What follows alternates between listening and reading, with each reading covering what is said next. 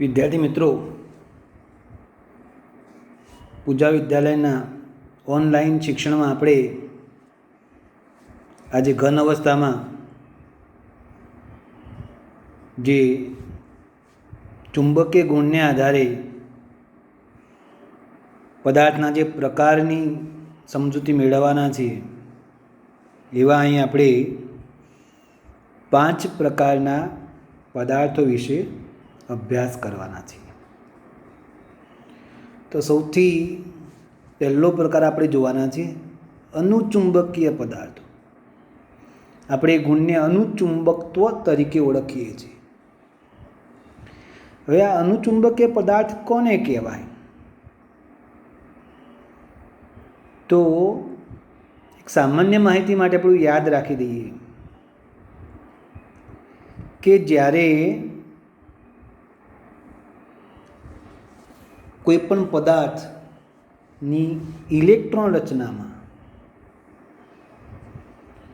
એક પણ એટલે કે સિંગલ ઓછામાં ઓછો એક ઇલેક્ટ્રોન અયુગ્મિત હોય, હા એક કરતાં વધારે ઇલેક્ટ્રોન અયુગ્મિત હોય તો ચાલી શકે, પણ ઓછામાં ઓછો એક ઇલેક્ટ્રોન અયુગ્મિત હોવો જોઈએ,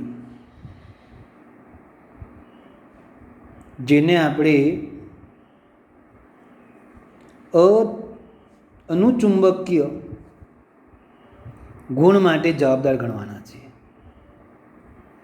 એટલે જ્યારે આપણે અનુચુંબકીય પદાર્થની વાત કરીએ ત્યારે ઇલેક્ટ્રોન રચના વિશેની માહિતી આપણી પાસે હોવી જોઈએ. બીજું, પ્રાયોગિક રીતે આપણે કેવી રીતે અવલોકન કરી શકીએ છીએ? તો કે અનુચુંબકીય પદાર્થ જ્યારે એના પર ચુંબકીય ક્ષેત્ર લગાડવામાં આવે છે ત્યારે આ જે અનુચુંબકીય પદાર્થ છે એ આ ચુંબકીય ક્ષેત્ર તરફ નિર્બળ રીતે આકર્ષાય છે, ચુંબકીય ક્ષેત્ર તરફ ખેંચાશે, આકર્ષણ અનુભવશે. હવે આપણે એવું કહેવાના છીએ કે અહીંયા જે અનુચુંબકીય પદાર્થ છે એમાં નાના નાના ડોમેન્સ, જેને આપણે નાના નાના ચુંબક તરીકે ઓળખીએ છીએ, એ બધા એક જ દિશામાં ગોઠવાય છે જ્યારે આપણે ચુંબકીય ક્ષેત્ર લગાડીએ છીએ ત્યારે, અને ચુંબકની જેમ વર્તે છે. પણ જ્યારે આપણે ચુંબકીય ક્ષેત્ર દૂર કરીએ છીએ, ચુંબકીય ક્ષેત્રની ગેરહાજરી હોય ત્યારે ફરી પાછા એ અસ્તવ્યસ્ત ગોઠવાઈ જાય છે અને એમનું ચુંબકત્વ ગુમાવે છે. તો આ રીતે અનુચુંબકીય પદાર્થમાં જે નાના ચુંબક તરીકે જે ડોમેન કહે છે બધા, એ ચુંબકીય ક્ષેત્રની હાજરીમાં એક દિશામાં ગોઠવાય છે અને ગેરહાજરીમાં અસ્તવ્યસ્ત ગોઠવી જશે, એટલે કે પરસ્પર એકબીજાનું ચુંબકત્વ નષ્ટ કરશે. પરસ્પર વિરુદ્ધ દિશામાં ગોઠવાયેલા જે ડોમેન હોય એ એકબીજાનું ચુંબકત્વ અથવા ચુંબકીય ક્ષેત્ર નષ્ટ કરે છે, એટલે ચુંબકત્વ ગુમાવે છે. એટલે અહીંયા મેં તમને કીધું એમ, શરૂઆતમાં જે આપણે વાત કરીએ કે એક પણ ઇલેક્ટ્રોન અયુગ્મિત હોય એના કારણે અનુચુંબકત્વનો ગુણધર્મ પદાર્થ ધરાવે છે. અહીંયા પણ ઉદાહરણ તરીકે O2, CO2+, Fe3+, Cr3+, કેટલાક અણુઓ અને આયનો આપેલા છે. તમે એની ઇલેક્ટ્રોન રચનાનો અભ્યાસ કરો તો તમને જાણવા મળશે એમાં અયુગ્મિત ઇલેક્ટ્રોન આવેલા હોય છે, માટે આપણે એને અનુચુંબકીય પદાર્થ તરીકે આપણે ઓળખીએ છીએ. એના પછી આપણે જોવાના છે પ્રતિચુંબકીય પદાર્થ, જે પ્રતિચુંબકત્વનો ગુણધર્મ ધરાવે છે. અનુચુંબકીય જેમ નિર્બળ ક્ષેત્રમાં આકર્ષણ પામે છે, અહીંયા પ્રતિચુંબકીય પદાર્થો એ નિર્બળ રીતે અપાકર્ષણ પામે છે. તો અહીંયા જે પણ પદાર્થ છે એ પદાર્થ ઉપર જ્યારે તમે ચુંબકીય ક્ષેત્ર લગાડો છો એટલે અપાકર્ષણ પામે છે. અને એનું કારણ શું છે? તો કે વિરુદ્ધ દિશામાં એ ચુંબકીય બને છે. કેમ?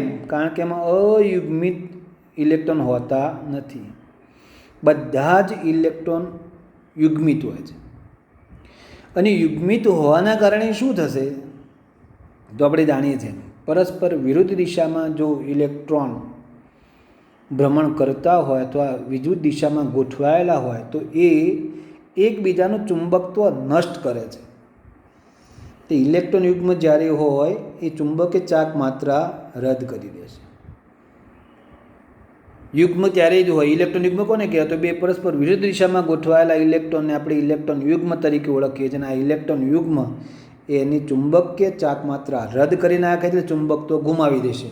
એટલે એવા પદાર્થો કે જે પદાર્થો માત્ર ને માત્ર યુગ્મિત ઇલેક્ટ્રોન ધરાવે, યુગ્મ એટલે જોડમાં, પણ એ જોડ કેવી પરસ્પર વિરુદ્ધ દિશામાં હોય એવી, એવું ને એક જ દિશામાં ગોઠવાયેલા હોય. પરસ્પર વિરુદ્ધ દિશામાં ગોઠવાયેલા ઇલેક્ટ્રોનને આપણે વાત કરીએ છીએ. તો અહીંયા આપણે ઉદાહરણમાં તમે જુઓ છો H2O, NaCl, બેન્ઝીન, આ બધા જે પદાર્થો છે જેમાં ઇલેક્ટ્રોનનું યુગ્મીકરણ થયેલું છે. અને આવા પદાર્થો કે જે પ્રતિચુંબકીય ગુણ ધરાવે છે. ત્રીજો પ્રકાર આપણે જોવાના છીએ લો ચુંબકત્વ. લો ચુંબકત્વ એટલે શું? કોને લો ચુંબકત્વ કહેવાય? આપણે જાણીએ છીએ, તમે કદાચ નાના હશો ત્યારે આ પ્રયોગ પણ કર્યો હશે. લો ચુંબકત્વ પદાર્થ તમે પહેલી જેની આકૃતિ આપણી દોરીને તમને આપી છે જોઈ શકાય છે અહીંયા કે આપણે આ આકૃતિમાં બધા જ જે ડોમેન છે, પહેલાં ડોમેન એટલે શું? તો અહીંયા જે ઘન પદાર્થ છે એ ઘન પદાર્થના જે ધાતુના આયનો છે એ નાના નાના વિસ્તારમાં એક નાના ચુંબકની જેમ ગોઠવાયેલા, જેને આપણે ડોમેન તરીકે ઓળખીએ છીએ. આપણે અંદર લખીને આપીએ છીએ ઘન અવસ્થામાં લો ચુંબકીય પદાર્થના ધાતુ આયનો એક નાના વિસ્તારમાં ગોઠવાયેલા છે જેને ડોમેન કહે છે. અને ડોમેન એ નાના ચુંબકની જેમ વર્તે. આપણે જે દોર્યા છે ને ડોમેન છે, આ ડોમેન છે. ડોમેન બધા એક જ દિશામાં ગોઠવાયેલા છે. તો જ્યારે આ લો ચુંબકીય પદાર્થને આપણે ચુંબકીય ક્ષેત્રની અસર નીચે લાવીએ છીએ. એટલે તમે લોખંડ કે પોલાદનો ટુકડો હોય ને એના પર તમે ચુંબક ઘસો ને તો એ પછી પોલાદનો ટુકડો, આપણે લેઝરની બ્લેડ આવે છે એના પર તમે જ્યારે ચુંબક ઘસશો તો એ લેઝરની જે બ્લેડ છે ચુંબકની જેમ વર્તે છે. કેમ? તો એ લો ચુંબકત્વનો ગુણ ધારણ કરશે. જ્યારે આપણે ચુંબકીય ક્ષેત્રની અસર નીચે લાવીએ છીએ એટલે બધા જ ડોમેન એક જ દિશામાં ગોઠવાઈ જાય છે. પછી તમે ચુંબકીય ક્ષેત્ર દૂર કરો, જેમ કે આપણે હમણાં અનુચુંબકીયમાં શું કર્યું કે ચુંબકીય ક્ષેત્ર દૂર કરો તો ફરી પાછા અસ્તવ્યસ્ત ગોઠવાઈ જાય અનુચુંબકીય પદાર્થોમાં. અહીંયા એવું થતું નથી. અહીંયા એક વખત ડોમેન એક જ દિશામાં ગોઠવાઈ જાય પછી તે અસ્તવ્યસ્ત થતા નથી, એટલે કાયમી ચુંબકીય બની જાય. એટલે પહેલું જ મુદ્દો આપણે ચુંબકીય ક્ષેત્રથી ખૂબ જ પ્રબળ રીતે આકર્ષાયેલા આવા પદાર્થોને આપણે લો ચુંબકીય પદાર્થ તરીકે ઓળખીએ છીએ અને કાયમી ચુંબકીય બને છે. એમાં ડોમેન બધા એક જ દિશામાં ગોઠવાયેલા છે. જે આપણે કહીએ છીએ કે જે ડોમેન છે એ પહેલાં અસ્તવ્યસ્ત ગોઠવાયેલા હોય, અને અસ્તવ્યસ્ત ગોઠવાયેલા હોય એટલે ચુંબકીય ચાક માત્રા નષ્ટ કરે. પણ જ્યારે તમે ચુંબકીય ક્ષેત્રમાં મૂકવામાં આવે તો બધા જ ડોમેન એક જ દિશામાં ગોઠવાઈ જશે. એટલે કે ચુંબકીય પ્રબળ ચુંબકીય ક્ષેત્રની અસર નીચે ફરી પાછો એ ડોમેન એક જ દિશામાં ગોઠવાતા એક કાયમી ચુંબકની જેમ વર્તે છે. અને આપણે એને લો ચુંબકીય પદાર્થ અથવા તો કાયમી ચુંબકીય પદાર્થ તરીકે ઓળખીએ છીએ. તો જો અહીંયા આપણે ખાસ યાદ રાખવાના છીએ કે જે લો ચુંબકીય પદાર્થ છે એ કાયમી ચુંબક બને છે. કેવી રીતે? ચુંબકીય ક્ષેત્ર દૂર કરવા છતાં પણ એ ડોમેન એક વખતે ગોઠવાઈ ગયા પછી એનું ચુંબકત્વ નષ્ટ થતું નથી, એટલે કાયમી ચુંબક બને છે. આ રીતે આપણે લો ચુંબકીય પદાર્થમાં આપણે જાણીએ છીએ પ્રમાણે આયર્ન, કોબાલ્ટ, નિકલ, ગેડોલિનિયમ, સિયારુટ એના ઉદાહરણ છે જો નીચે આપણે આપેલા છે. આ પદાર્થને આપણે લો ચુંબકીય પદાર્થ તરીકે ઓળખીએ છીએ. ડોમેન બધા એક જ દિશામાં ગોઠવાયેલા હોય છે. પ્રતિલો ચુંબકીય પદાર્થ કોને કહેવાય? તો પ્રતિલો ચુંબકીય પદાર્થ, તો પ્રતિલો ચુંબકીય પદાર્થમાં આપણે જોવાના છે પ્રમાણે એની જે રચના છે એમાં તમે પહેલાં જ આપણે આકૃતિમાં આપણે જોઈ શકીએ છીએ કે જે પ્રકારે ઇલેક્ટ્રોનની ગોઠવણ છે તમે જોઈ શકો છો. જેટલા ઇલેક્ટ્રોન ઉપરની દિશામાં ગોઠવાયેલા છે એટલા જ ઇલેક્ટ્રોન નીચેની દિશામાં ગોઠવાયેલા છે. જોઈ શકાય, તમે આકૃતિમાં જોઈ શકો છો. ઉપર નીચે, ઉપરની તરફ, નીચેની તરફ, ઉપરની તરફ, નીચે. એટલે શું થશે? આ પદાર્થમાં ડોમેન એકબીજાની વિરુદ્ધ દિશામાં ગોઠવાયેલા હોય, એ પણ કેવી સમાન સંખ્યામાં હોય. 4 ઉપર તો 4 નીચે. એટલે શું થશે? બંને બાજુના બે ડોમેન એકબીજાનું ચુંબકત્વ નષ્ટ કરે છે. ચુંબકીય ચાકમાત્રા શું થશે? નષ્ટ થશે. અને ચુંબકીય ચાકમાત્રા નષ્ટ થઈ જશે એટલે એનું ચુંબકીય ચાકમાત્રાનું મૂલ્ય 0 થઈ જશે. તો અહીં આપણે આવા જે પદાર્થો છે એને આપણે પ્રતિલોહ ચુંબકીય પદાર્થ તરીકે ઓળખીએ. MnO2 એનું ઉદાહરણ છે. એના પછી 5મો પ્રકાર છે, જેમાં આપણે ફેરીમેગ્નેટિક આકૃતિ પરથી ખાસ સમજવાનું છે. તમે જોઈ શકો છો કે ડોમેનની ગોઠવણ કેવા પ્રકારની છે. તો ડોમેનની ગોઠવણ તમે જો ઉપરની તરફ કેટલા છે? 1 2 3 4 ઉપરની તરફ છે અને 2 નીચેની તરફ છે. તો આપણે એવું કહીશું કે સમાંતર અને બિન સમાંતર દિશામાં ગોઠવાયેલા ડોમેનની સંખ્યા, સમાંતર અને બિન સમાંતર દિશામાં ગોઠવાયેલા ડોમેનની સંખ્યા સમાન ન હોય એવા સંજોગોમાં જે પદાર્થ મળે છે આપણે એને ફેરીમેગ્નેટિઝમ અથવા ફેરીમેગ્નેટિક પદાર્થ તરીકે આપણે ઓળખીએ છીએ. ફેરીમેગ્નેટિક પદાર્થમાં સમાંતર અને બિન સમાંતર દિશામાં ગોઠવાયેલા જે ડોમેન છે એ ડોમેનની જે સંખ્યા છે એ સમાન હોતી નથી. એટલે આપણે ખાસ યાદ રાખીશું કે અહીંયા જે ચુંબકત્વ છે આપણા આ જે પદાર્થનું એ 0 નહીં થાય. જો સમાન સંખ્યામાં હોય તો એમની ચુંબકીય ચાકમાત્રા 0 થઈ જાય. તો અહીંયા આપણે જોવાના છે કે લોહ ચુંબકીય પદાર્થની સાપેક્ષમાં તે ચુંબકીય ક્ષેત્રો નિર્બળ રીતે આકર્ષાયેલા હોય છે. લોહ ચુંબકીય જેમ જ પણ વિશેષતા શું છે? ત્યારે તમે એને ગરમ કરવામાં આવે ત્યારે ફરી એ ફેરીમેગ્નેટનો ગુણ ગુમાવી અને અનુચુંબકીય પદાર્થ બની જશે. આપણે જાણીએ છીએ એ પ્રમાણે કે ભાઈ અસ્તવ્યસ્ત ગોઠવાઈ જશે. તો અહીંયા આ લોહ ચુંબકીય પદાર્થની સાપેક્ષમાં આપણો આ જે ફેરીમેગ્નેટિઝમ છે એ ચુંબકીય ક્ષેત્રથી નિર્બળ રીતે આકર્ષાયેલો હોય છે. એટલે એના કરતાં ઓછું આકર્ષણ ધરાવશે. જેમ લોહ ચુંબકીયમાં પ્રબળ આકર્ષણ હોય, મતલબ જે ચુંબકીય ક્ષેત્ર લગાડશો તરત આકર્ષાશે. જે અહીંયા એટલું બધું આકર્ષણ હશે નહીં. પણ સાથે સાથે બીજી માહિતી જે આપણે લખી નથી પણ તમારે યાદ રાખવાની છે કે અહીંયા ચુંબકીય ચાકમાત્રાનું મૂલ્ય 0 થતું નથી. કેમ નથી થતું? કારણ કે જેટલા ઉપરની દિશામાં હોય તેટલા જ નીચેની દિશામાં હોતા નથી. એટલે કે સમાંતર અને બિન સમાંતર જે ડોમેન છે એ સમાન હોતા નથી. અને સમાન હોતા નથી એટલે ચુંબકીય ચાકમાત્રા 0 થતી નથી.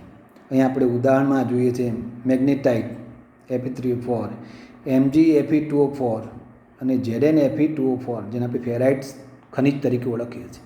તો આ એ આપણા ફેરીમેગ્નેટિક પદાર્થના ઉદાહરણ છે. તો અહીંયા આપણા 5 પ્રકારના જે પદાર્થ છે ઘન અવસ્થામાં ચુંબકીય ગુણને આધારે આપણે ઘન પદાર્થનું જે વર્ગીકરણ કરવાનું હતું એ આપણે પૂરું કરીએ છીએ. તો અહીંયા આપણે આ ઘન અવસ્થા ચેપ્ટરનો છેલ્લો ટૉપિક અહીંયા પૂરો થાય છે. વિદ્યાર્થી મિત્રો, આપણા પહેલું ચેપ્ટર આપણે પૂરું કરીએ છીએ. હવે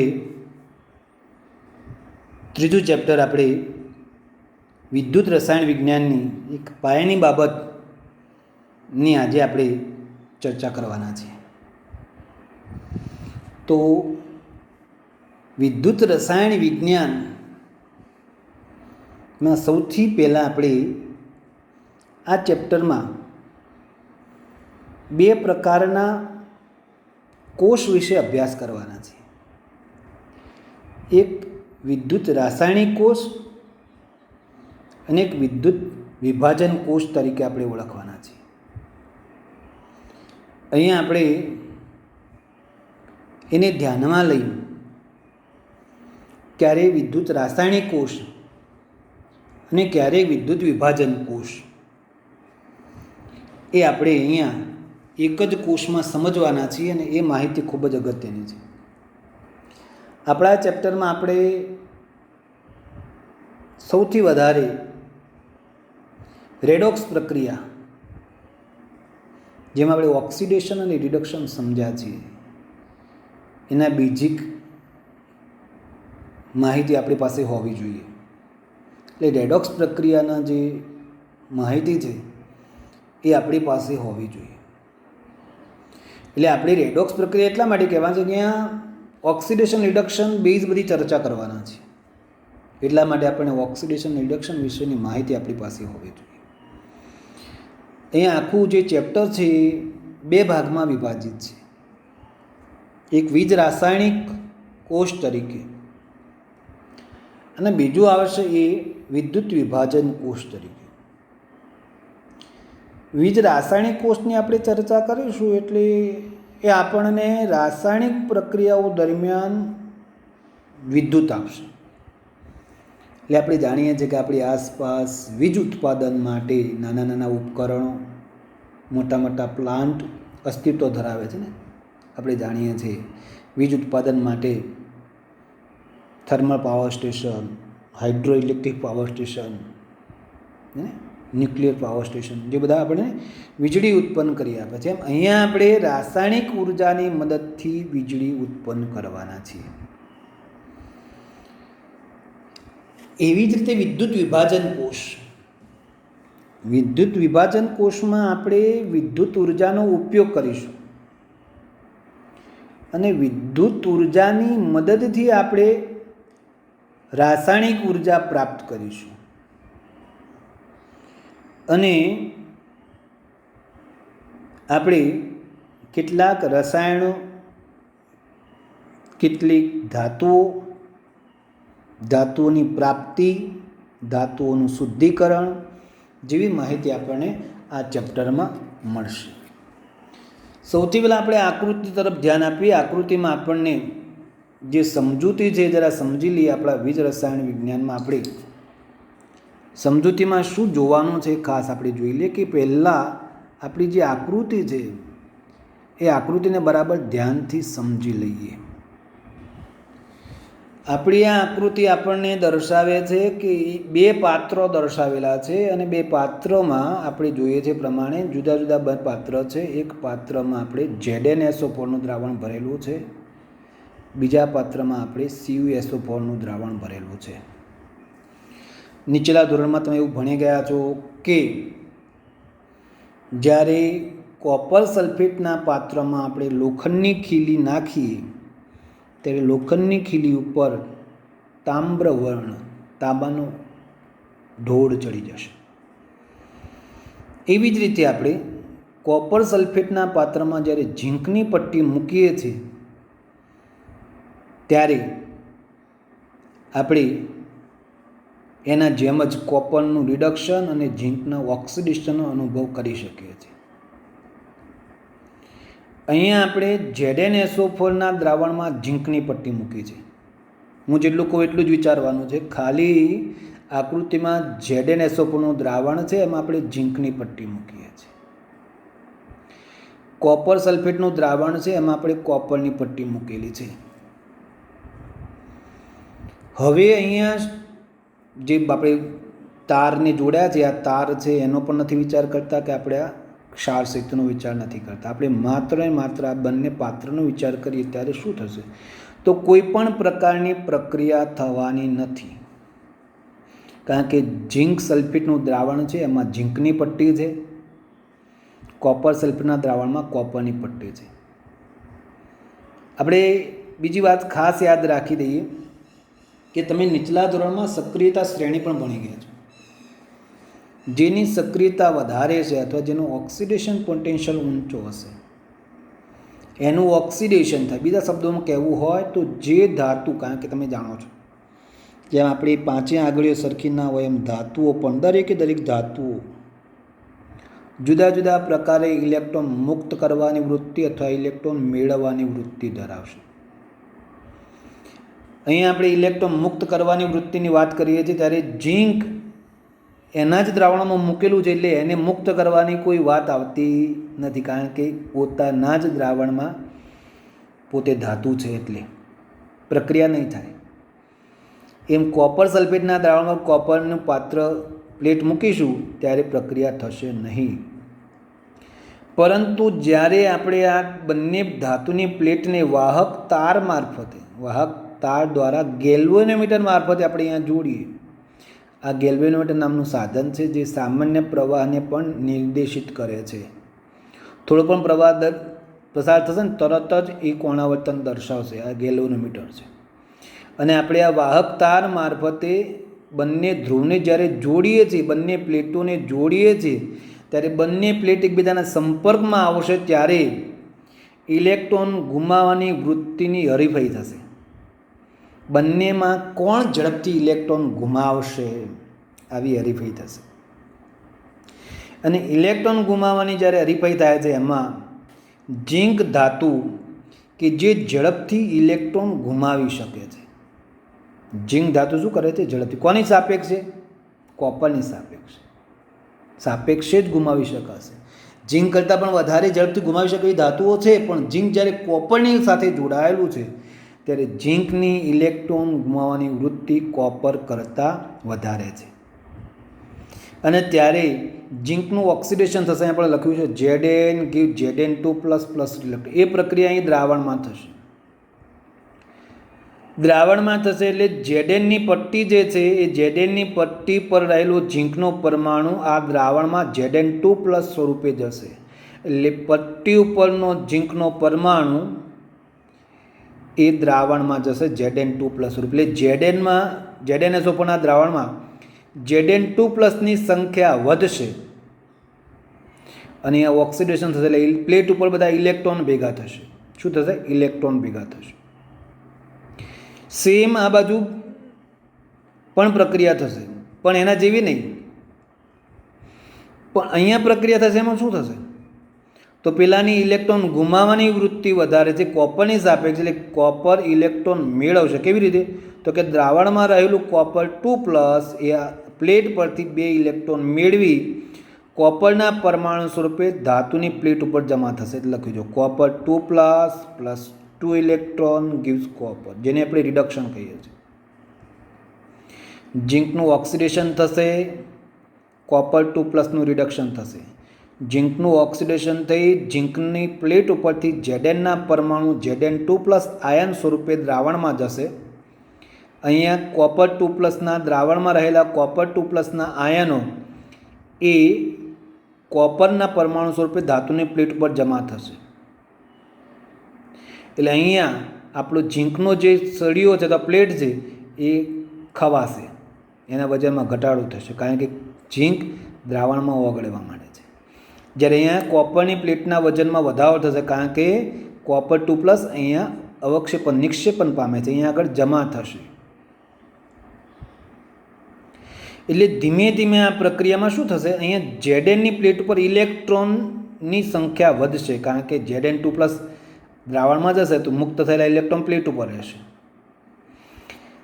અહીંયા ઇલેક્ટ્રોનની ઉણપ સર્જાય છે, કારણ કે Copper2+ આ પ્લેટ પરના ઇલેક્ટ્રોન ખેંચવાની વૃત્તિ ધરાવે છે. એટલે આ પ્લેટ આપણી ધન ભારિત થશે, આ પ્લેટ આપણી ઋણ ભારિત થશે. આને આપણે એનોડ કહેવાના છીએ, આને આપણે કેથોડ કહેવાના છીએ. ખાસ યાદ રાખો કે આ એનોડ અહીંયા ઋણ ધ્રુવ છે, કેથોડ અહીંયા ધન ધ્રુવ છે. કેમ ઋણ ધ્રુવ છે? કારણ કે ઇલેક્ટ્રોન આ પ્લેટ ઉપર જમા થાય માટે ઋણ ધ્રુવ છે. અહીં ઇલેક્ટ્રોનની ઉણપ સર્જાય છે માટે આ ધન ધ્રુવ છે. અને હવે અહીંયા જે ઇલેક્ટ્રોન જે નેગેટિવ ભાર ધરાવે છે, આ ઇલેક્ટ્રોનની ઉણપ જે ધન ભાર ધરાવે છે, તો એમના પોટેન્શિયલ તફાવતને કારણે, મતલબ વીજભારના તફાવતને કારણે ઇલેક્ટ્રોન ખેંચાશે. ક્યાં? એનોડથી કેથોડ તરફ, આ વાહક તાર મારફત. એટલે તરત જ ગેલ્વેનોમીટર કોણાવર્તન દર્શાવશે. આપણી આ પ્રક્રિયાને આપણે વીજ રાસાયણિક કોષ તરીકે ઓળખીએ છીએ. પણ આ પ્રક્રિયા અમુક સમય પછી અટકશે. કેમ અટકશે? કારણ કે દ્રાવણમાં Zn2+ની સંખ્યા વધશે, એટલે દ્રાવણ ધન ભારિત બનશે, આ દ્રાવણ ઋણ ભારિત બનશે. હવે આ ધન ભારિત અને ઋણ ભારિત દ્રાવણ બનશે એટલે પ્રક્રિયા અટકી જશે, આપણું ગેલ્વેનોમીટર શૂન્ય કોણ આવર્તન દર્શાવશે. એટલે આપણે આ બંને દ્રાવણોના વીજભારને દૂર કરવા માટે યુ આકારની કાચની નળી કે જેને આપણે ક્ષાર સેતુ તરીકે ઓળખવાના છે, જેમાં આપણે KCl KNO3 જેવા ક્ષારનું દ્રાવણ ભરીએ છીએ, બંને છેડે આપણે કોટન પ્લગ લગાવી દઈએ છીએ. ક્ષાર સેતુની વિશેષતા છે કે જે માત્ર ઋણ આયનને જ પસાર થવા દે છે, ધન આયનને પસાર થવા દેતા નથી. એટલે બંને દ્રાવણોને જોડવાનું અને વિદ્યુતીય તટસ્થતાનું કામ કરશે. એટલે ફરી પાછા અહીંયાથી જે SO2- કારણ કે અહીંયા Cu2+ ધાતુની પ્લેટ ઉપર જમા થશે, એટલે આ SO2- વધી જશે, અહીંયા Zn2+ વધી જશે, એટલે આ ઋણ ભારિત બનશે, આ ધન ભારિત બનશે. એટલે આ SO2- આ ક્ષાર સેતુ મારફતે કેથોડિક દ્રાવણમાંથી એનોડિક દ્રાવણમાં જશે અને આનો ધન વીજભાર આવેલા ઋણ વીજભારના કારણે તટસ્થ થશે. અહીંયા આગળ ઋણ વીજભારની સંખ્યા ઘટવાના કારણે તટસ્થ થશે. બંને દ્રાવણો વીજભારની દ્રષ્ટિએ તટસ્થ થશે. ફરી પાછું આપણી પ્રક્રિયા ચાલુ થશે. તો વીજ રાસાયણિક કોષમાં ઇલેક્ટ્રોનનો પ્રવાહ એનોડથી કેથોડ તરફ અને દ્રાવણમાં વિદ્યુત પ્રવાહ આયનો મારફતે કેથોડથી એનોડ તરફ ક્ષાર સેતુ મારફતે વહન પામે છે. તો આપણે જે હમણાં આટલું જે ભાગ દોર્યો છે ને એ આપણો વીજ રાસાયણિક કોષ જે બ્લુ પેનથી મેં સર્કિટ દોરે છે તે. હવે આપણે એને જે લાલ પેનથી દોરેલી સર્કિટ જે સમજવાના છે, શેના માટે આપણે દોરી છે ને આપણે સમજવાના છે. તો આપણે જ્યારે અહીંયા જે સર્કિટમાં ઉપરનો ભાગ છે ત્યાં આપણે ચલિત બેટરીનું જોડાણ કર્યું છે. ચલિત બેટરી એટલે બેટરીના વોલ્ટેજ તમે વધારી કે ઘટાડી શકો છો. એટલે તમે જેવા આને જોડશો, આપણો વીજ રાસાયણિક કોષ કાર્યરત હોય છે, તમે જ્યારે આને જોડશો ત્યારે આપણે 3 ઓપ્શનમાં આપણે એને સમજવાના છે. કેવી રીતે તો જોઈએ આપણે કે અહીંયા આપણે આપણો જે વીજ રાસાયણિક કોષ છે એના વોલ્ટેજનું મૂલ્ય 1.1 વોલ્ટ છે. વીજ રાસાયણિક કોષના વોલ્ટેજનું મૂલ્ય 1.1 વોલ્ટ છે. આકૃતિમાં જ્યારે આપણે આ ચલિત બેટરી જોડીએ છીએ ને આ જે ચલિત બેટરીનો ભાગ છે એના દ્વારા તમે વોલ્ટેજ વધારી કે ઘટાડી શકો છો. તો આપણે શરૂઆતમાં 1.1 વોલ્ટ કરતાં ઓછું મૂલ્ય રાખીશું. જો 1.1 વોલ્ટ કરતાં ઓછું મૂલ્ય રાખીશું ત્યારે આપણો આ કોષ વીજ રાસાયણિક કોષ તરીકે વર્તશે. શું થશે? વીજ રાસાયણિક કોષ. કારણ કે આપણો એનોડથી કેથોડનો જે ઇલેક્ટ્રોન પ્રવાહ વહે છે એમાં કોઈ અવરોધ ઉત્પન્ન થશે નહીં.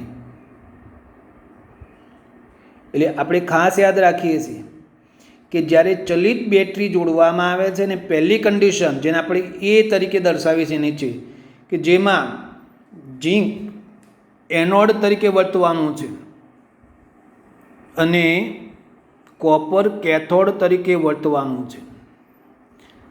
આ સંજોગોમાં આપણી પાસે જે માહિતી છે ખાસ યાદ રાખીએ.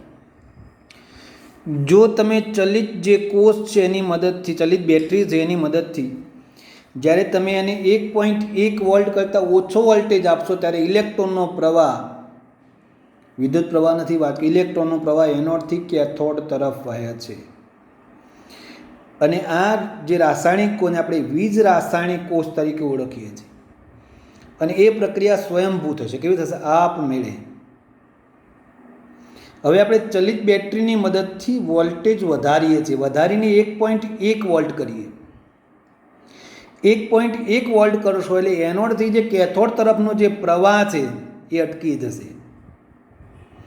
કારણ કે જેટલો પ્રવાહ ઉત્પન્ન થાય જેટલો પ્રવાહ આપણે આપવાના છે એટલે પ્રવાહ અટકી જશે અને ત્યારે વિદ્યુત પ્રવાહ શૂન્ય થઈ જશે. આપણું જે ગેલ્વેનોમીટર છે ને એની કોણાવર્તન 0 થઈ જશે. હવે એનાથી આગળ, હવે જો તમે વોલ્ટેજને બહારથી આપવાના છો ચલિત બેટરી દ્વારા, એનું મૂલ્ય 1.1 વોલ્ટ કરતાં વધારી દેશો ત્યારે પ્રક્રિયાઓ બદલાઈ જશે.